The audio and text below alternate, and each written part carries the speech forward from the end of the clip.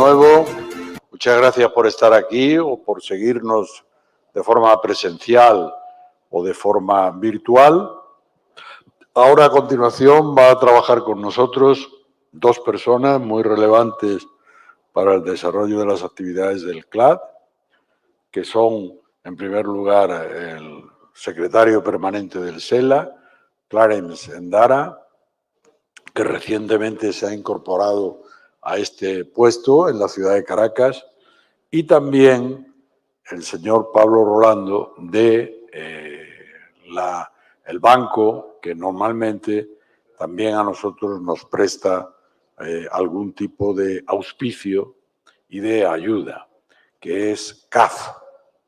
En consecuencia, para hablar de los sistemas de cooperación y de la visión que cada uno de ellos tiene en esta materia, pues les invitamos en primer lugar a escuchar a don Clarence Endara como secretario permanente del SELA y en segundo lugar a don Pablo Rolando como representante en esta ocasión del Banco de Desarrollo CAF. Don Clarence, tiene usted la palabra. El que alumbra, láser, pasa y devuelve. Muy bien. Muchas gracias. Con gusto.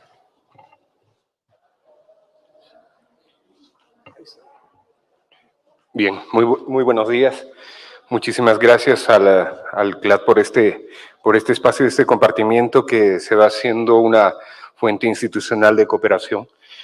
Dos organismos enfocados con tareas distintas, pero con una membresía similar, hace que podamos compartir trabajos conjuntos.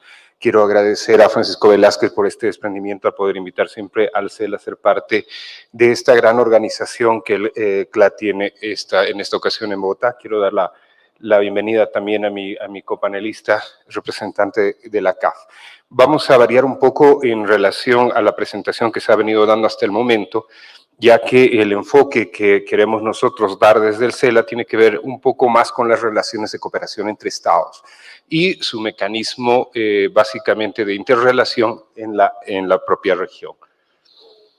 El SELA es un sistema económico latinoamericano y del Caribe, fundado en 1975. Tiene 25 países en su membresía actualmente, y tiene como principales propósitos el ser un foro de consulta y coordinación para concertar posiciones y estrategias comunes. Su rol es impulsar básicamente la integración en la región y la cooperación para poder generar una agenda económica y social de carácter positivo. No es un foro político, es un foro básicamente de discusión de políticas regionales, en la cual lo que se pretende es tratar de mostrar en la región que una mayor integración puede lograr que se cumplan aquellas metas que se han ido planteando los países de manera individual, binacional o subregional. Entonces, un mecanismo de intercambio permanente es el que permite tener un mecanismo de integración que pueda ser efectivo a la hora de cumplir con aquellos objetivos que las membresías les encargan a estos organismos internacionales. Sabemos que existe una multiplicidad, sobre todo en esta parte de la región, de mecanismos que se han ido enfocando con distintos propósitos, muchos de ellos como un foro básicamente político, como podrá ser la CELAC, otros de integración profunda, como el caso de la Comunidad Andina o del Sistema Económico Centroamericano, donde inclusive se han aprobado la capacidad de poder tener normas supranacionales que rijan determinadas áreas que hayan sido delegadas por los mismos estados. Otros de carácter específicamente político que acompañan determinadas ideas que por su contemporaneidad han demostrado que al no tener institucionalidad, lamentablemente su pervivencia en el tiempo, han sido bastante cortas. En el 2020, si vemos un poco de hacia dónde venimos para poder organizar una región o unas relaciones en la región que pudieran ser de carácter propositivas para afrontar estos nuevos retos, nos damos cuenta que la pandemia nos encuentra ya con una debacle económica bastante fuerte. Veníamos de una recesión económica, lo que hace la pandemia básicamente es acelerar este proceso y convertir eso que era una crisis económica y casi social en una crisis estructural, a la cual tenemos que sumar obviamente la crisis sanitaria. Esto ha hecho que el PIB mundial registre una caída del 3.1%, siendo los países europeos y los latinoamericanos y del Caribe con mayor efecto al respecto. Tanto es así que se habla de una contracción del 7% del Producto Interno Bruto en la región. Cuando me refiero a la región, quiero que lo puedan entender, por favor, en el marco de la membresía del CELA, de los 25 países que suman Latinoamérica y el Caribe, no toda la membresía del Caribe, todavía los tenemos de asociados, pero no como miembros plenos a toda la Asociación de Estados del Caribe Oriental. Por lo tanto, cuando hablamos de la región, voy a referirme específicamente a estos 25 países.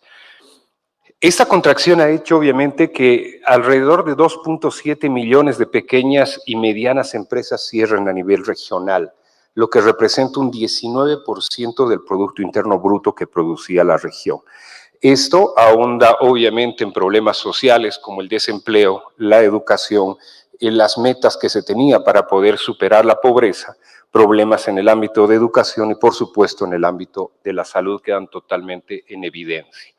Estamos hablando de 8.5 millones de plazas de empleo destruidas que aunan a una contracción mucho mayor ya pronosticada para estos años, donde pese a la recuperación que hemos visto en el 2021, vemos un poco algunas proyecciones de 6.3%, por ejemplo, de reacción del PIB según el Banco Mundial en América Latina y el Caribe, estamos hablando del PIB real, podrían demostrar que estamos en una nueva ola de poder recuperar la economía. Pero lo cierto es que venimos con un efecto, podemos decirlo, de rebote. ¿No es cierto? Venimos de tan abajo que cualquier crecimiento podría reflejarse positivo. La normalidad se pretende proyectarse recién para el próximo año, para el 2022, donde la región apenas está proyectando un 2.5 de crecimiento según algún promedio de principalmente la CEPAL. Por lo tanto, América Latina y el Caribe, en todo este proceso de recuperación, necesita de estrategias comunes para poder avanzar y afrontar específicamente estas tendencias a la baja que han tenido tanto en la calidad del trabajo, en la calidad de la educación, en la calidad de la salud, pero sobre todo en la calidad de vida que se han visto disminuidos en todo este tiempo. El 32% de la población no tiene acceso a Internet. Estamos hablando de la región. Esto se enmarcaría básicamente en el porcentaje más alto que se puede identificar en áreas metropolitanas a nivel global. El tema de la digitalización, pese a que, como habíamos visto en las exposiciones anteriores, ha ido mostrando un gran avance, un gran impulso de alrededor de 4 o 5 años en relación a todo lo que debería haberse evolucionado de manera normal, lamentablemente no ha sido suficiente. La inversión que han realizado los países o los intentos de las administraciones públicas y privadas para poder facilitar la vida en una modalidad de claustro a través de mecanismos digitales no han sido suficientes. Y esto debido a la falta de capacitación, la falta de conectividad, el no contar con los dispositivos móviles suficientes, el no poder adaptarse a ese nuevo mecanismo, tanto de la administración pública y en la propia educación, al nuevo estilo ha sido totalmente tangible. El 50% de los países no cuenta con una agenda de digitalización avanzada, estamos cerrando el 2021, los invito a revisar un poco los planes de desarrollo, sobre todo de la región, y entenderán que el tema de la digitalización todavía no es una parte de la agenda fundamental de los países, no está formando parte de sus planes de desarrollo como un área que sea transversal y que les vaya a ayudar posteriormente a poder afrontar o por lo menos aprovechar esta ola de digitalización o de impulso tecnológico que nos está dejando el COVID. Según datos del Banco Mundial, al menos 200 millones de personas carecen de infraestructura digital básica. Estamos hablando de alrededor de 650 millones de habitantes en los 25 países de América Latina y el Caribe, donde los cuales 200 de ellos, 200 millones, carecen de la infraestructura digital básica. Es decir, que estamos hablando de infraestructura precaria en la mayoría de los casos, y con deficiencias en conectividad, sobre todo en las áreas rurales y en lugares deprimidos. El BID propone que para cerrar la brecha digital se podría crear 15 millones de empleos directos a través de una inversión de más de 200 millones de dólares en la región. Esto parecería ser una solución inmediata si verdaderamente las agendas de los países tuvieran el estatus digital como parte del desarrollo de su propia agenda de desarrollo. Pero lamentablemente por los datos que acabo de compartirles, estamos viendo que esto sufre todavía una gran deficiencia. Cerrar esta brecha digital podría impulsar un crecimiento económico en la región alrededor del 7.7%. Por lo tanto, deberíamos nosotros tener un enfoque muy profundo respecto a qué tan estructural debería ser la inclusión de la digitalización en las agendas públicas. La productividad obviamente ayudaría a que se pueda crecer en un 6.3% en relación a lo que se ha tenido en esta última etapa de básicamente abandono, es decir, vacío de atención en el periodo en el que los estados y los privados han tratado de atender esos mecanismos de digitalización inmediata en cuanto empezó la pandemia. Tenemos ciertas brechas que hay que ir cerrando y para ello el CELA, como la mayoría de los organismos internacionales, ha ido realizando un estudio propio interno para saber cómo se puede aprovechar mejor las capacidades que los estados les han brindado como parte de sus competencias para que puedan responder a esta sociedad internacional con productos específicos, con productos claros, entregables, tangibles. Creo que la época de presentar bastantes consultorías y mucho papel ya es una época totalmente superada. Necesitamos un poco demostrar que los organismos internacionales pueden cumplir determinados fines que vayan a aportar estrictamente en la vida y en la cotidianidad de las personas, de la población de todos los países. Lo que se ha hecho a partir de este análisis de la problemática en el sistema económico latinoamericano tiene que ver con tomar un contacto directo con toda la membresía.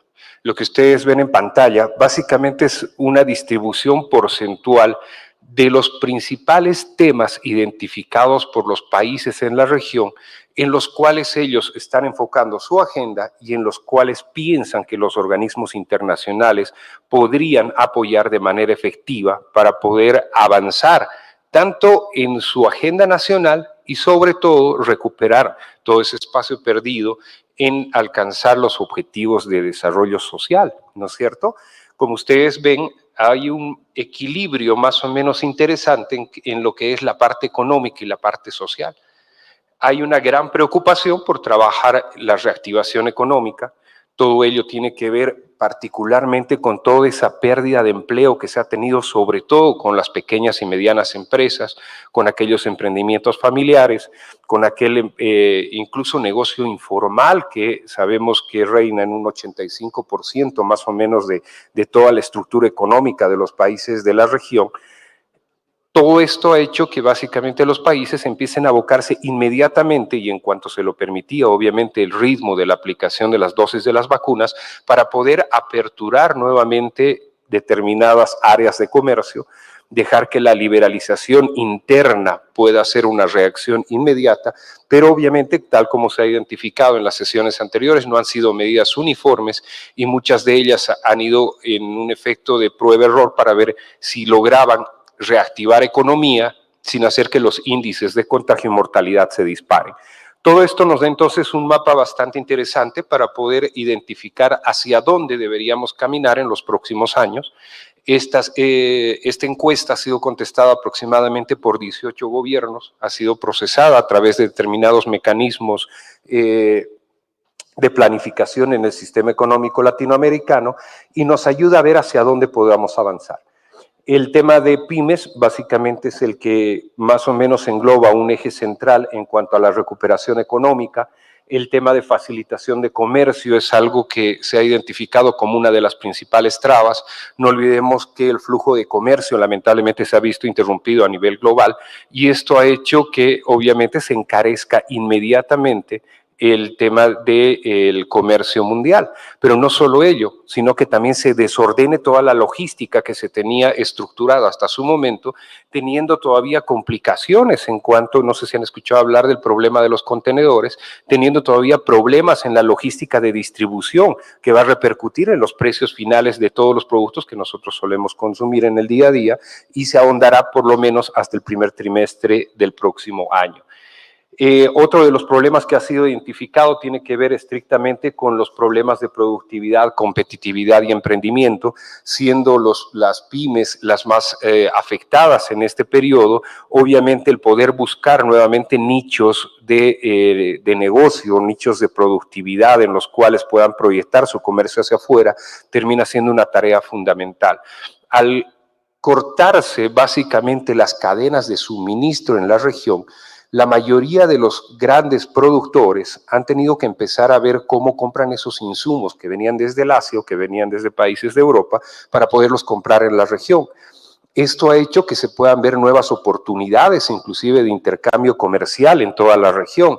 Lamentablemente, esta es una experiencia que podría pasar al olvido si volvemos a la misma dinámica de poder comprar productos mucho más económicos y de distancias más largas. Por ahora, el problema de la logística y los contenedores está haciendo que hay una valoración bastante interesante en relación a lo que puedes negociar en la región. Ahí vale el término tomar en cuenta algunos datos específicos respecto a qué tan liberalizada está comercialmente la región. Tomando unos datos de la Asociación Latinoamericana de Integración, podemos decir que los países de Latinoamérica y el Caribe han logrado acelerar una liberalización del comercio casi hasta el 85%. Eso quiere decir que no deberían existir barreras ni arancelarias ni pararancelarias que impidan que el comercio pueda fluir en la región. ¿Cuál ha sido el problema? Que la onda de la suscripción de acuerdos bilaterales de mayor alcance, los tratados de libre comercio, los tratados de asociación con Norteamérica y con los países de Europa, básicamente ha hecho que el comercio empiece a depender de terceros extrarregionales. ¿Cuál ha sido la conclusión antes de la pandemia del flujo de estos efectos? Básicamente que el comercio intrarregional se reduzca de lo que ha llegado a ser en algún momento un 40% a un 14%. Es decir, que de todo lo que comercia la región en importación y exportación, apenas el 15% lo dedica a la región y el resto hacia países extrarregionales. ¿Cuál ha sido el efecto, llamémoslo positivo, la cara positiva de la pandemia? Buscar tus insumos en los países cercanos. Esa experiencia podría perderse, o esa buena experiencia podría perderse una vez que se regule específicamente los problemas de contenedores o de conectividad y de insumos que se tenga con otros países. En el ámbito del desarrollo social ha sido interesante todo lo que ha reflejado esta encuesta por declaración de los propios países y se logra notar grandes debilidades de carácter institucional que precisamente hace a los temas centrales de este gran congreso. Los países han identificado que tienen problemas específicamente en poder realizar sus trámites, les resulta mucho más fácil importar un producto que exportarlo, por ejemplo. Según el Doing Business en la región, el importar te podría llevar a cabo entre 5 y 7 trámites y para exportar vamos por arriba de los 20 en promedio, 20 trámites para exportar. Obviamente el sistema está hecho un poco de una forma bastante fácil para el momento de poder sustituir a través de importaciones extrarregionales productos que inclusive podrían producirse en la propia región o inclusive en el propio país. El tema de empleo y seguridad social es otro de los problemas identificados por los países. Lamentablemente el tema del seguro social en la región no alcanza una cobertura que sea importante. Se ha visto que existe una desatención bastante grande. El tema del COVID puso en evidencia que el seguro social básicamente alcanza un porcentaje que no sobrepasa el 22% de habitantes en la región. Esto tiene que ver obviamente con personas que trabajan en lugares formales y encuentran algún registro específico. El tema de la universalización de la salud es un problema que se ha ahondado específicamente por su falta de presencia estatal en cuanto a su aplicación. El tema de la gestión de desastres naturales es algo que también se ha identificado sobre todo por los países de Centroamérica y del Caribe. Lamentablemente es un año tras año donde ellos no solo sufren una pandemia, sino sufren debacles naturales, que lo que hace es destrozar sus estructuras alimenticias, sus estructuras de negocio. Recuérdense que muchos de ellos se dedican específicamente al tema de turismo, por lo tanto esa infraestructura puede ser destrozada básicamente por algún maremoto, por algún ciclón, y el periodo de recuperación que ellos tienen para poder recuperar esa infraestructura, lamentablemente es más largo que el periodo que aprovechan en la época vacacional para poder recibir turistas. Entonces, son lugares desatendidos, identificados por los países donde se va a apostar un mayor trabajo. El tema de digitalización e innovación aparece como un gran componente y al ser transversal se tomará ese criterio para poder tratar los temas específicamente más adelante.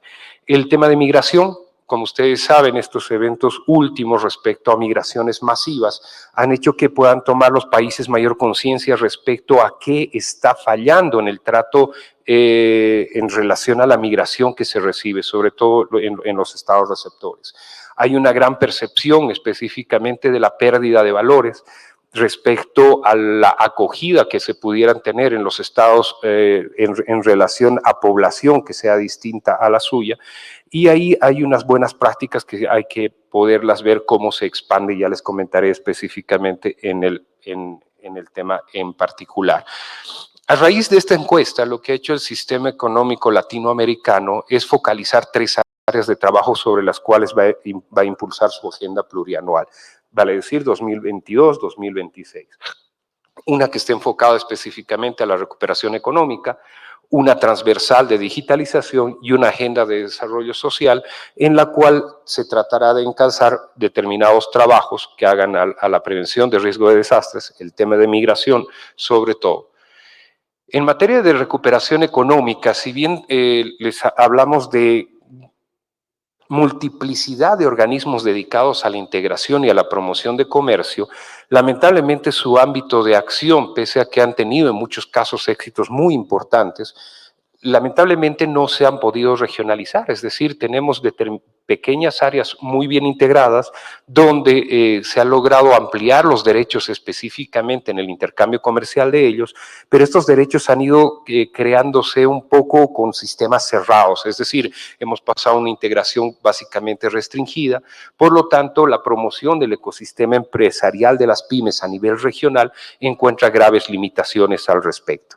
Aquí lo que se plantea básicamente es construir una agenda común con todos estos bloques de integración, regionalizar las agendas positivas, el poder ayudar a que, por ejemplo, estos mecanismos de promoción comercial que tiene tanto éxito en el marco de la LADI puedan tratarse ya en un ámbito de 25 países y no solo de 13. Se ha demostrado que tienen gran llegada al sector empresarial y que el sistema de matchmaking que ha venido trabajando en los últimos 3 años podría ser muy efectivo si logramos cruzar las necesidades de compra y venta de insumos y productos con mayor desarrollo tecnológico. Por lo tanto, esto se requiere acompañar también con un diseño y formulación de políticas públicas que permiten reducir los costos y barreras en materia comercial para estos pequeños productores. Se ha diseñado un mecanismo a través de un modelo de la OCDE para poder primero calibrar o dar un parámetro específicamente de qué tan integrados estamos en la región. Esto nos permite tomar determinadas recomendaciones de políticas públicas en relación a qué medidas son las que no están permitiendo una mayor integración en materia económica y comercial, pero a la vez podemos tomar gran parte de esa información para saber cuáles son los principales problemas que encuentran las pymes en el momento de insertarse en el comercio internacional. No solo para abastecerse y poder producir en su propia región, sino para promocionar y buscarle determinados nichos de mercado fuera de la región, ya con productos que tengan un poco más de incremento en mano de obra, es decir, que su valor agregado sea mucho más eficiente. En el ámbito de la digitalización, hablando de las buenas experiencias que se tienen en la región, muchos de ustedes adquieren una línea telefónica en cualquier capital, y van a poder ver que ya se han empezado a incluir hace un par de años determinadas ventajas que te permiten inclusive tener una liberalización de tu costo de roaming por más de 10 países, ¿no es cierto? Pasa con una línea que puedas adquirirla en Chile, en Perú o en Argentina específicamente o en Colombia, donde estos derechos se van expandiendo.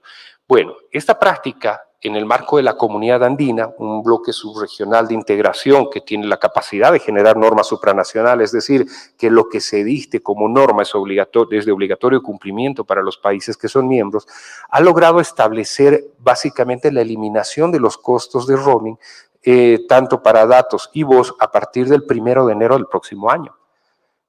ha utilizado el aparato que tiene, la necesidad reflejada por los estados y ha hecho de una política subregional básicamente una norma que se cumple de manera obligatoria.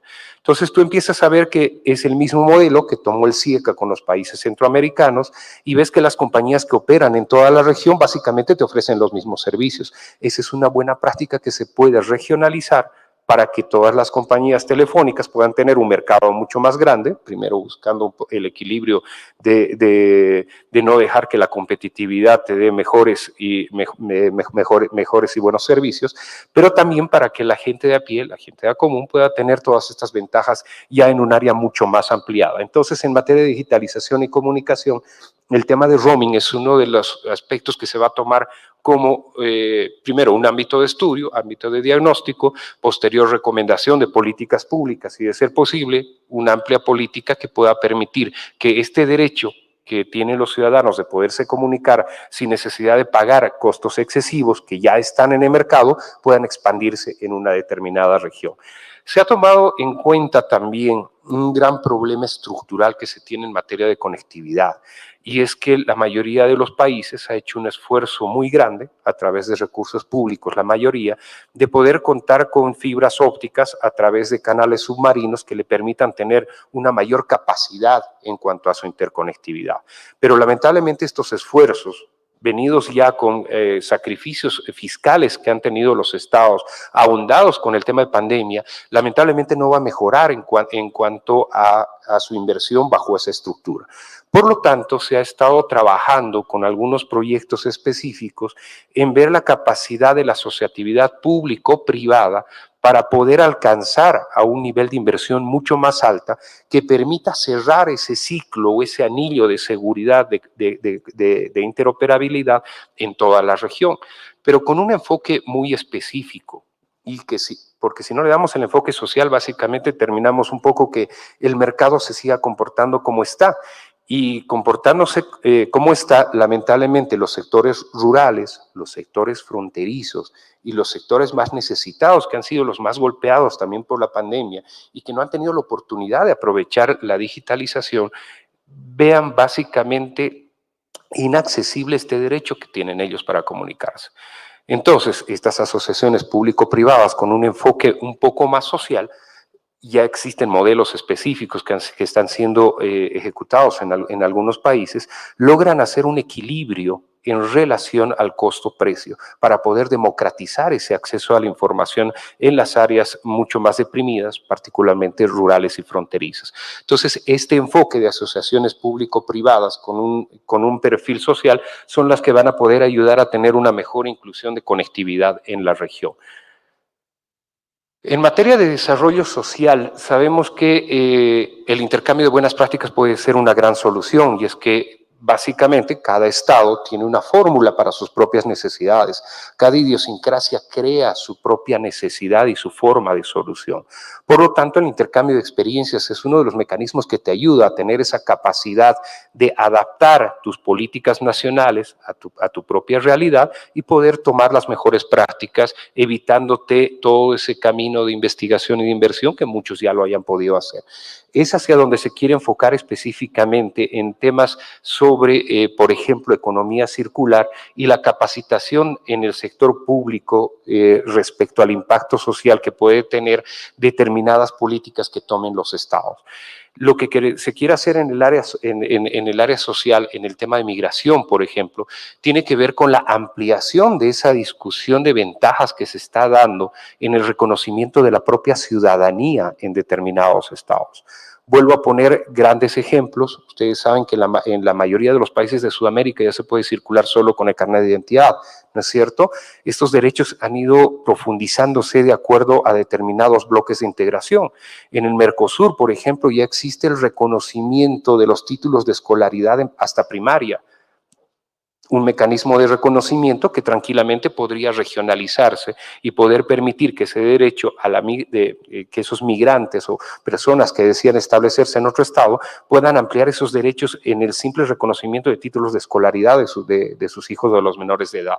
De la misma forma, a través de un estatuto migratorio andino, aprobado recientemente en la comunidad andina, estos mecanismos específicamente para poder acceder a una estabilidad laboral sin necesidad de salir de tu país de acogida, pueden tomarse como grandes ejemplos en relación a políticas migratorias en la región. Y es que está pendiente una gran discusión, y es la discusión de la ciudadanía. Hemos sido testigos de grandes problemas xenófobos relativos a la migración estos últimos meses. Y esto no ocurriría si el concepto de ciudadanía pudiera ser tan amplio que te permite entender que el aporte al desarrollo económico y social de la migración en cada uno de los países de acogida son sumamente importantes. Estudios recientes que ha realizado el BBVA junto con el Ministerio de Planificación en Perú, por ejemplo, han demostrado que el aporte de la migración venezolana de estos últimos meses, bueno, digamos años, básicamente ha logrado un aporte del 1.5 a su PIB nacional. Reflexiones grandes, modelos que ya se han practicado que te permiten entender el aporte social que se puede tener con estas sociedades de acogida, obviamente bajo norma nacional. No, en ningún momento lo que se quiere es cambiar específicamente las reglas migratorias de cada uno de los países, sino mostrar las buenas prácticas y el enfoque positivo que se puede dar en cuanto al aporte del desarrollo en cada uno de ellos. En relación específicamente al tema, y con esto voy terminando, específicamente al tema de la administración pública. Hay un problema que ha sido identificado por los países específicamente en la encuesta que he tenido la oportunidad de mostrarles, y es el tema que tiene que ver con la transparencia en las compras públicas. Lamentablemente, la pandemia lo que ha hecho es que esto se ahonde mucho más, la flexibilización de hacer compras directas, de no exigir tanto por temas de emergencia, ha hecho que determinados gobiernos locales y hasta nacionales aprovechen la situación, administren la información de una forma negativa para poder aprovecharse económicamente, hacer provechos personales de determinadas necesidades. ¿Cuál es el análisis o la hipótesis con la que se va a empezar a hacer este trabajo? Y para ello requeriremos obviamente de todo el apoyo del CLAD y la experiencia que tiene al respecto. Creemos nosotros que una mayor transparencia, la democratización de la información propiamente en el ámbito de las compras públicas puede ser una gran ayuda para poder eliminar ese paso de administración corrupta que se realiza en el momento de realizar una licitación internacional. Y es que el que administra la información es el que tiene la posibilidad básicamente de tener mayor ventaja sobre los demás. Y un hecho de corrupción específicamente en ámbitos de compras públicas está focalizado a aquella persona que tiene la posibilidad o de redactar una determinada licitación pública o de acceder a esa información de manera previa a presentar su propuesta específicamente de dotación. Entonces, mecanismos ágiles, digitalizados y transparentes son las hipótesis con los cuales queremos empezar a trabajar este ámbito específicamente que hace a una relación específica que tendríamos con la CLAD. En términos generales, creemos nosotros que el ámbito de la cooperación en la región tiene que ser algo que funcione de manera efectiva. No podemos estar trabajando con duplicidad de funciones, con muchos más diagnósticos sin aplicarse, creando muchos más organismos, uno por cada problema que hay.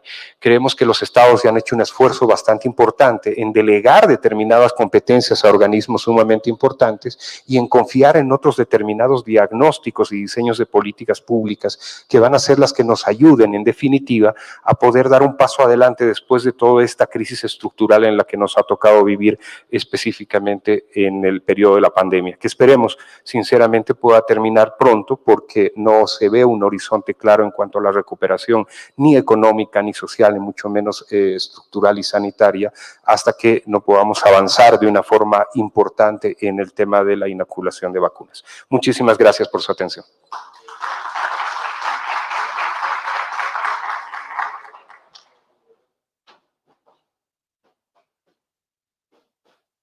Muchas gracias a don Clarence Endara por su magnífica presentación del organismo hermano del CLAD.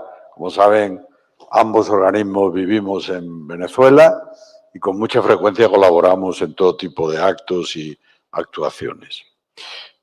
A continuación, nuestro siguiente interviniente es don Pablo Rolando, que es especialista en aprendizaje virtual, conocimiento y comunicación estratégica en CAF, que como ustedes conocen es el Banco de Desarrollo de América Latina, que por cierto también tiene la sede central en Venezuela, Caracas.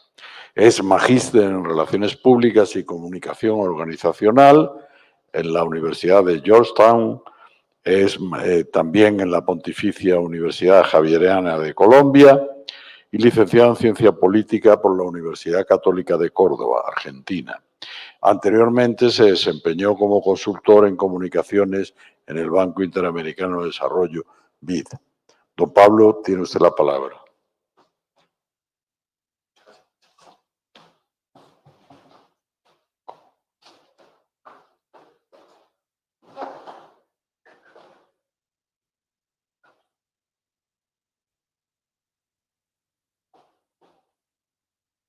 Bueno, muchísimas gracias por la presentación, Francisco, y muchas gracias, Clarence, por tremenda contextualización que hiciste. Y muchas gracias a todos ustedes por participar de este gran congreso.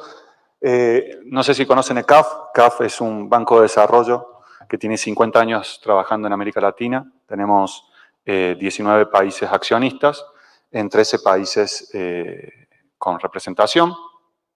Básicamente tenemos todos los socios en América del Sur, algunos países en Caribe y 2 socios extrarregionales que son Portugal y España. Como CAF, como cualquier banco de desarrollo, trabajamos principalmente préstamos y también cooperación internacional, que es lo que vamos a hablar en este momento, y nos enfocamos en todos los temas de infraestructura, desarrollo social, temas de transformación digital del Estado, etc. En esta presentación les voy a más o menos contar brevemente desde CAF cómo entendemos el tema de cooperación internacional, que es un poco en 3 aspectos. El tema de capacitación, que es la parte que nosotros vemos en la dirección en la cual trabajo yo, la parte de cooperación técnica y la parte de conocimiento. Un poquito para contextualizar, en el mandato de CAF, además de dar préstamos a los países accionistas, tenemos un rubro, por así decirlo, que es el tema de cooperación técnica, que es una asistencia técnica no reembolsable a los países accionistas para el fortalecimiento institucional en temas varios. En el caso de cooperación técnica, manejamos como 2 fondos. Un fondo propiamente de CAF, que todos los años se va nutriendo las utilidades de CAF y el cual le damos a los gobiernos para que puedan realizar estudios técnicos, análisis de inversión, eventos, diálogos de políticas públicas, etc. Tratamos de generar espacios de intercambio de conocimiento y de lecciones aprendidas, como comentaba Clarence, a través de estos fondos. Y a su vez tenemos otros fondos que son fondos de terceros que administra CAF, que principalmente se enfocan en fondos como AFD, GIZ, la IF, KfW, Adaptation Fund, Microsoft y Telefónica, que son fondos de terceros que le dan a CAF para que los administre y con eso también podemos prestar esos fondos para desarrollar cooperación técnica. Los fondos son solicitados por los gobiernos, pueden solicitarlos cualquier tipo de gobierno nacional o subnacional. Las empresas privadas también pueden solicitar este tipo de cooperación técnica siempre y cuando desarrollen proyectos de índole de desarrollo. Y también lo pueden solicitar universidades, think tanks, ONGs. La idea es siempre que se genere conocimiento y se genere buenas prácticas que contribuyan al desarrollo de los países miembros de CAF.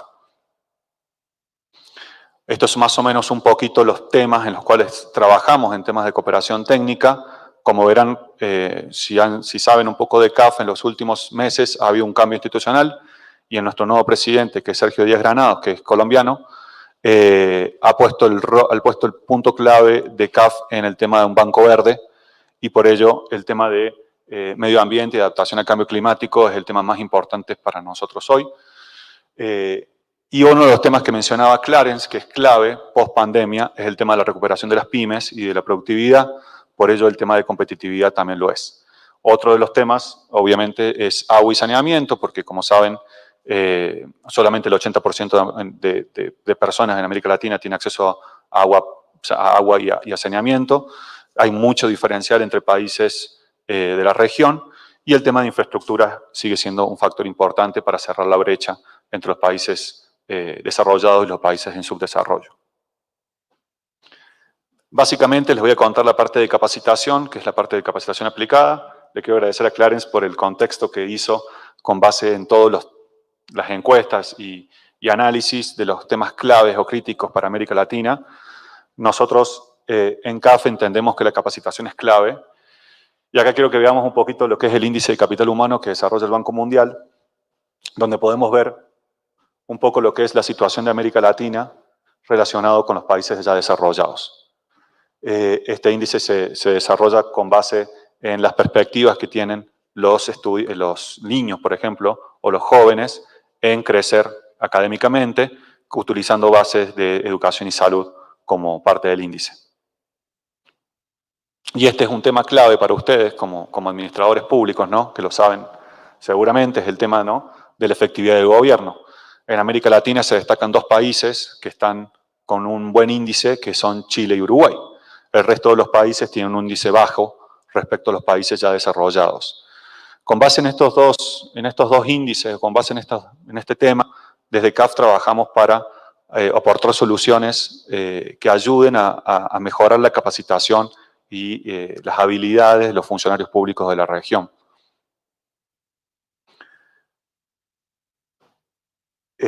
Para seguir un poquito contextualizando, no sé si conocen los que son los MOOCs, los Massive Open Online Courses, que son cursos masivos virtuales en línea. Y estos cursos que empezaron en el 2012, hoy tienen 180 millones de usuarios a nivel mundial. Hay más de 950 instituciones, ya sean universidades, gobiernos, organismos internacionales, con más de 13.500 cursos disponibles a nivel mundial. Y ahí se destacan plataformas como edX, Coursera, Myriadax, entre otras.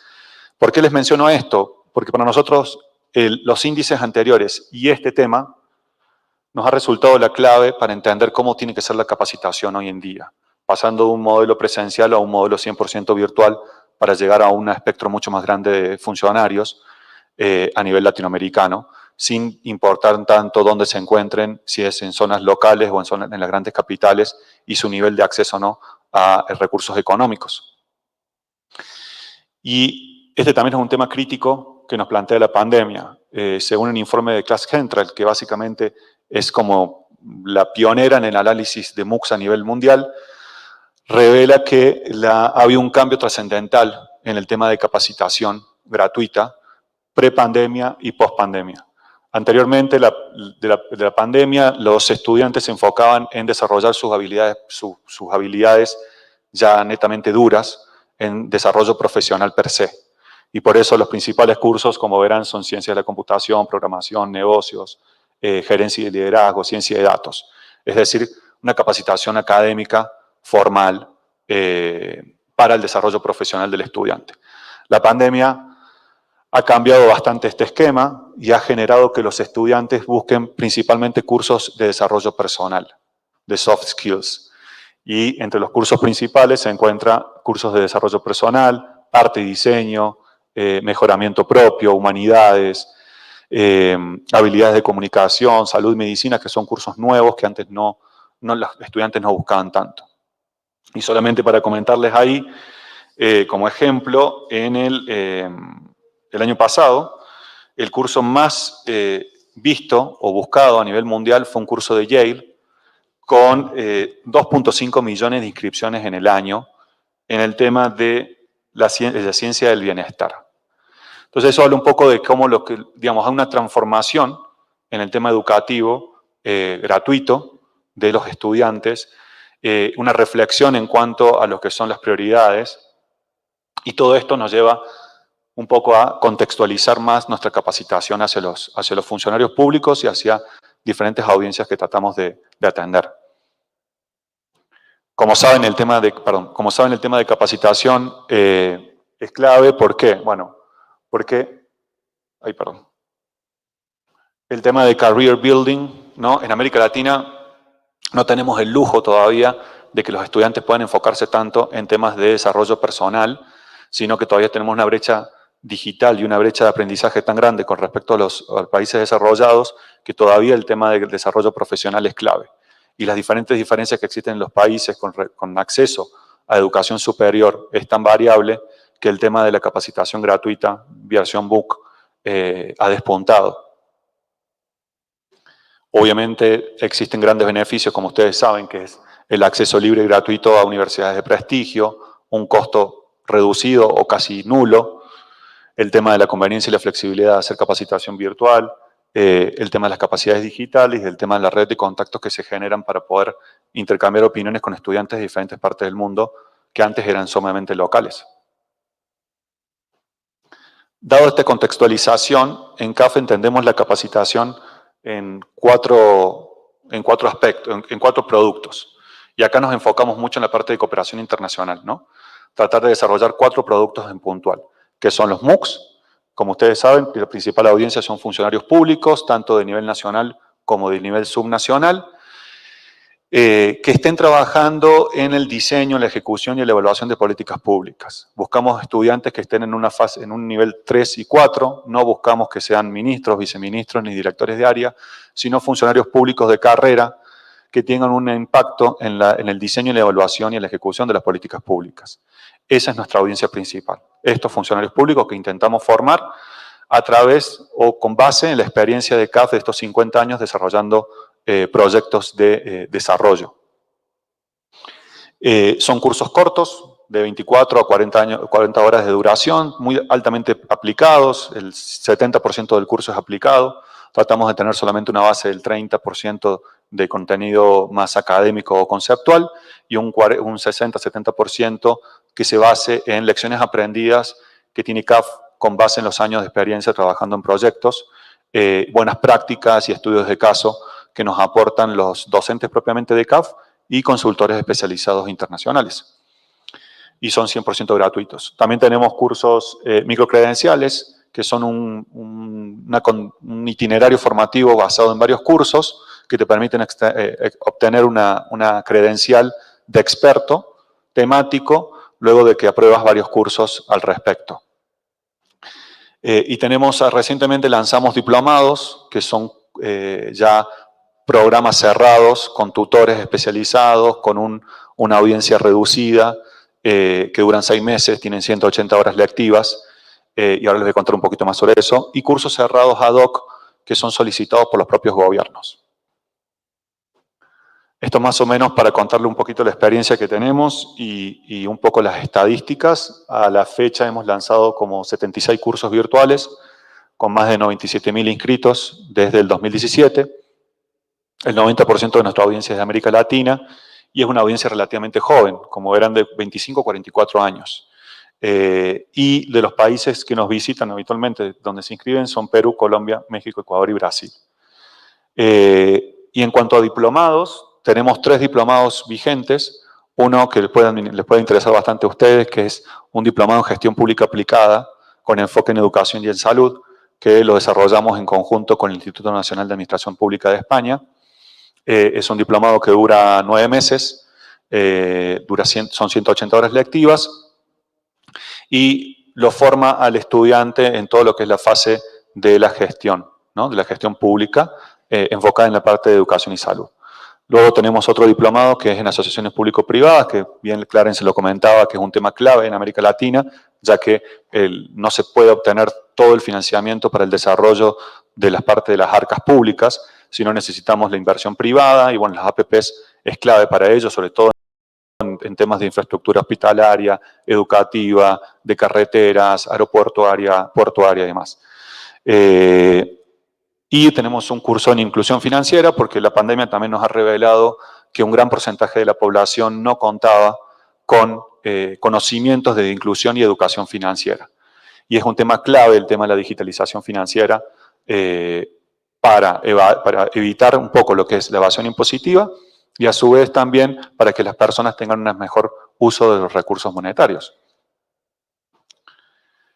Estos son un poco las estadísticas. Esto es un poco, la evolución de nuestros cursos a lo largo de los años. Empezamos en el 2017 solamente con 4.000 estudiantes y hoy tenemos 97.000. Y esto habla un poco de lo que es el aumento de lo que es la educación virtual, que en América Latina era un tema que no se tocaba tanto hasta hace 5 años, y en la pandemia muchísimas universidades y escuelas públicas tuvieron que adoptar mecanismos de capacitación virtual, buscar plataformas virtuales, capacitar a sus docentes en herramientas digitales de educación virtual. Y es una tendencia que ha llegado ya para quedarse. La educación mixta o híbrida, de ahora en más, va a ser parte del currículo educativo, tanto desde la primaria hasta la universidad, y de las actividades extracurriculares, bueno, la formación continua. Y un poquito el tema de la capacitación habla de los países. En América Latina existe demasiada diferencia entre algunos países donde la educación a distancia es muy costosa. Entonces muchos estudiantes se vuelcan a los cursos gratuitos o virtuales para seguir formándose y así poder ir subiendo en el escalafón de la administración pública. Acá les quiero mostrar un poquito cuáles son los cursos que manejamos. Actualmente tenemos 40 cursos originales. Antes les comentaba que eran 78 porque muchos cursos los lanzamos en varias ediciones. Cuando el curso está probado que funciona y a los estudiantes les gusta, lanzamos múltiples ediciones año tras año y vamos haciendo ajustes. Tenemos 40 cursos, verán 25 imágenes, es porque algunos cursos son 10 cursos en total. Por ejemplo, tenemos uno que posiblemente les interese mucho a ustedes, que es un curso en la administración financiera del sector público para Perú, pero que básicamente revé cómo funcionan los órganos rectores, tanto el tema de tesorería como el tema de compras públicas, el tema de rentas, recursos humanos, endeudamiento, planificación, etc. Ese curso lo vamos a lanzar en enero y son 10 cursos en total, es un itinerario formativo que dura un año. Luego tenemos otro itinerario formativo en APPs, que es la gestión de contratos de APPs. Está probado que en América Latina existen muchísimos cursos en el tema de APPs, de asociaciones público-privadas, pero había pocos cursos en temas de gestión de contratos, que es el punto crítico en una APP, tanto de parte del sector público como de parte del sector privado. Entonces, desarrollamos un curso que está disponible actualmente. Y luego tenemos cursos en diferentes temas que Clarence justamente mencionaba, por ejemplo, el tema de compras públicas y transparencia gubernamental, el tema de GovTech e innovación digital para el Estado, en el tema de competitividad, porque las pymes han sido muy afectadas por la pandemia, tenemos 3 cursos, un curso para clústeres y cadenas productivas, otro curso en innovación empresarial, y recientemente lanzamos un curso que actualmente está disponible, que es un curso en transformación digital para pymes. Un curso de 120 horas que les permite a las pymes digitalizarse, convertir las cadenas de suministro, las cadenas de venta y de compras y la logística de presencial a el apoyo virtual. Luego tenemos cursos en diferentes temáticas ya de desarrollo, como el tema de desnutrición crónica aplicada, el tema de agua y saneamiento, temas de infraestructura vial, planificación educativa, y un tema súper interesante que estamos por lanzar es el tema de economía ambiental y finanzas sostenibles a partir del próximo año. Todos estos cursos que ven acá son 100% gratuitos, son cortos, son muy aplicados y están dirigidos principalmente a funcionarios públicos, y otras de las audiencias son ahora jóvenes latinoamericanos y pymes que queremos formar para hacer frente a la pospandemia. Y la tercera pata, muy cortito, que entendemos sirve para la parte de cooperación internacional, es el tema de conocimiento. Y en esto voy a ser muy breve. Actualmente tenemos unas 1.500 publicaciones que rondan en diferentes temas siempre de desarrollo, siendo la más importante el RED, que es un tema que se presenta todos los años. En este caso es un tema de integración latinoamericana, pero estamos generando muchísimas publicaciones en el orden de lo que es inteligencia artificial aplicada para el Estado, GovTech, las compras públicas, todo lo que es transformación digital del Estado y temas de infraestructura, tanto vial como de agua y demás. Por último, para cerrar un poquito, quiero comentarles que tenemos muchos cursos cerrados virtuales que desarrollamos de forma ad hoc con base en las necesidades que tengan los gobiernos. Y estos cursos son basados 100% en la experiencia de CAF. Actualmente, por ejemplo, estamos desarrollando un curso en gobierno corporativo para las empresas públicas de Medellín, para el conglomerado. También estamos desarrollando un curso de desnutrición crónica infantil para Ecuador, con base en la experiencia de Perú de hace 15 años, donde se logró reducir la desnutrición en 7 puntos. Tenemos cursos para desarrollar en transformación digital para Argentina, etc. Entonces, lo que intentamos desde CAF es fortalecer las habilidades y las capacidades de los funcionarios públicos, ya sea a través de cursos virtuales abiertos y gratuitos, de diplomados, y ahora también de cursos virtuales cerrados, ad hoc, solicitados por los propios gobiernos en temáticas que sean críticas para este gobierno y que nosotros desarrollamos con base en la experiencia de CAF. Básicamente queríamos contarles un poquito de eso. Muchas gracias.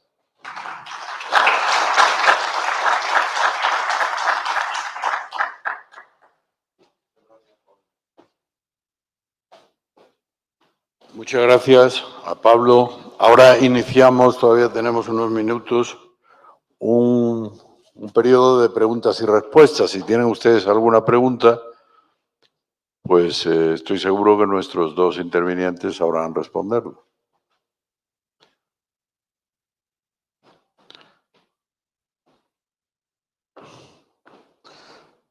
No hay muchas preguntas. En el caso del CELA, a mí me gustaría preguntar algo que quizás está un poco en la opinión pública. ¿Es verdad que la integración estaba más en los proyectos de los países hace 20, 25 años que en estos momentos, donde parece que los aspectos económicos internos o incluso de colaboración, de cooperación económica con otros países más lejanos sustituyen a los hipotéticos procesos de integración, como por ejemplo se han dado en Europa? ¿Cuál es su opinión en relación con este tema? Muchas gracias, Francisco. A ver, creo yo que el tema de los procesos de integración han visto una cúspide bastante importante por los años 90, donde se crean grandes institucionalizaciones, mecanismos de integración súper ambiciosos. Si vos ves, todos ellos en su tratado constitutivo quieren llegar a ser un mercado común, que es lo que es la Unión Europea. En los hechos, lamentablemente, los países no han querido desprenderse de esta capacidad soberana de poder decidir todas las materias de manera directa dentro de su área jurisdiccional, y lo que ha hecho es que estos procesos de integración terminen con propósitos en medio camino. Encuentras que comercialmente, si bien han logrado una integración, una eliminación de sus barreras arancelarias, hay aspectos técnicos que no les permiten integrarse. En la parte social, la libre circulación de personas, si bien lo puedes hacer como turista por un tiempo limitado, lamentablemente el tema del reconocimiento de títulos, el tema de estabilidad laboral, la portabilidad de tus seguros, de tu seguro social, lamentablemente es algo que no ha encontrado todavía un asidero en cuanto a su ejecución como profundización de la integración. Por los años ya empezados los 90, el hecho de tomar la ola de internacionalizarse mucho más ha hecho que los bloques también encuentren mecanismos mediante los cuales cada uno de ellos pueda tomar su propio rumbo, es decir, abandonar un poco el bloque para ver destinos muy individuales. Esto ha hecho que básicamente los bloques de integración se debiliten muchísimo, que se dé mucho espacio a las agendas unilaterales de cada uno de los países. Ello ha derivado posteriormente a que el interés en el mercado de la región, como lo mencionaba hace un momento, haya disminuido de 40 a un 15% en el intercambio. Cosa que no pasa, por ejemplo, en Europa o en bloques de integración como en el África, donde su proceso de intercambio sobrepasa el 50%, es decir, la mitad de su comercio lo dedican a ellos. Entonces, lamentablemente la región ha sufrido como una una suerte de baja en el entusiasmo del proceso de integración. El COVID, la pandemia, ha hecho que veamos un poco más a nuestros vecinos, veamos nuestros mecanismos, nuestras normas específicas en relación a cómo podemos profundizar nuestras relaciones específicamente. Pero me temo que una vez superado el tema del COVID, vamos a echar otra vez al olvido estos principios de integración.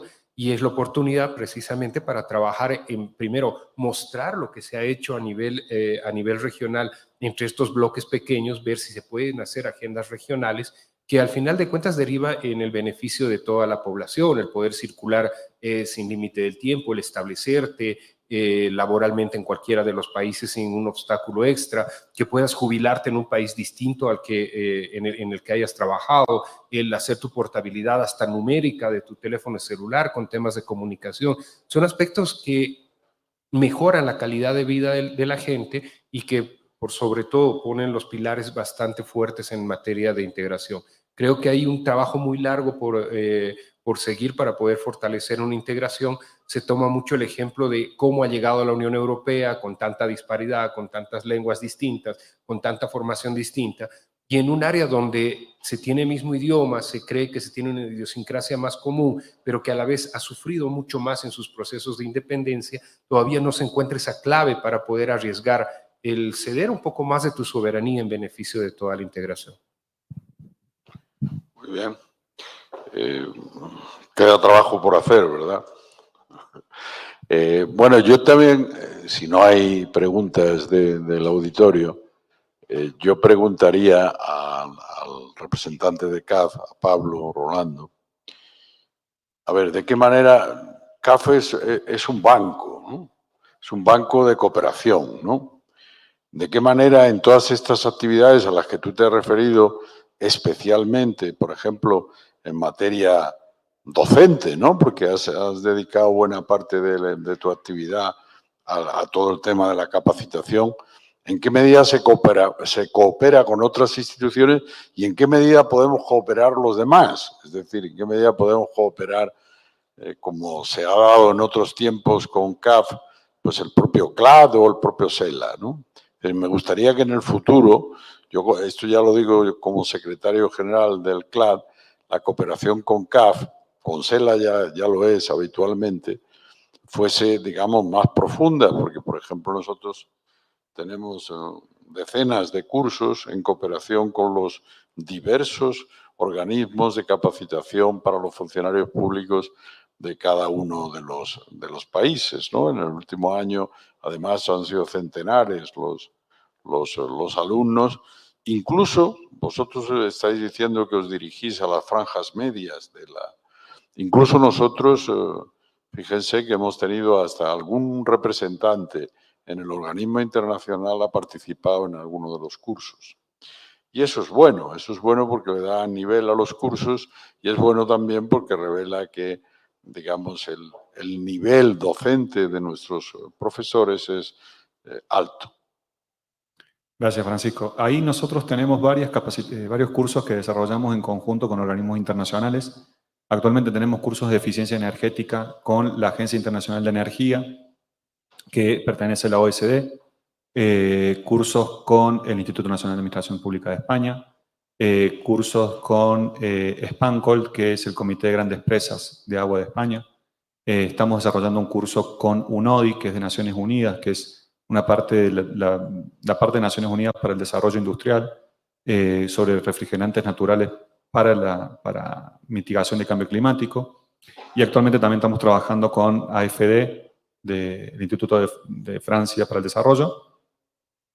Y básicamente, como entendemos la capacitación, es también en desarrollo con otros organismos internacionales y con gobiernos, principalmente, en el cual ambas instituciones colocan su experiencia y su expertise en las regiones donde trabajan para el desarrollo de la capacitación.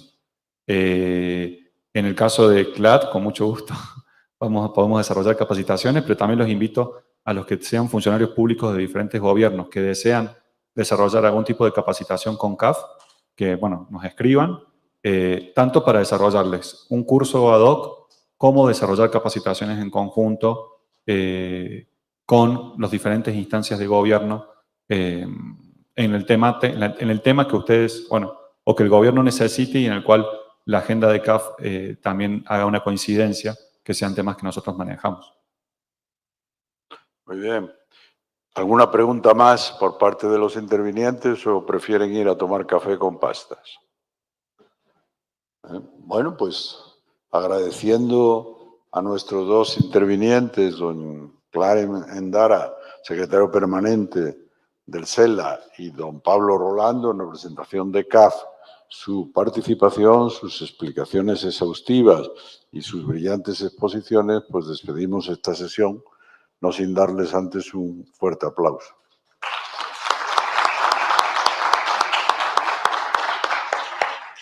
La sesión continuará a las 12:15 con una sesión dedicada a las escuelas de capacitación de los funcionarios públicos.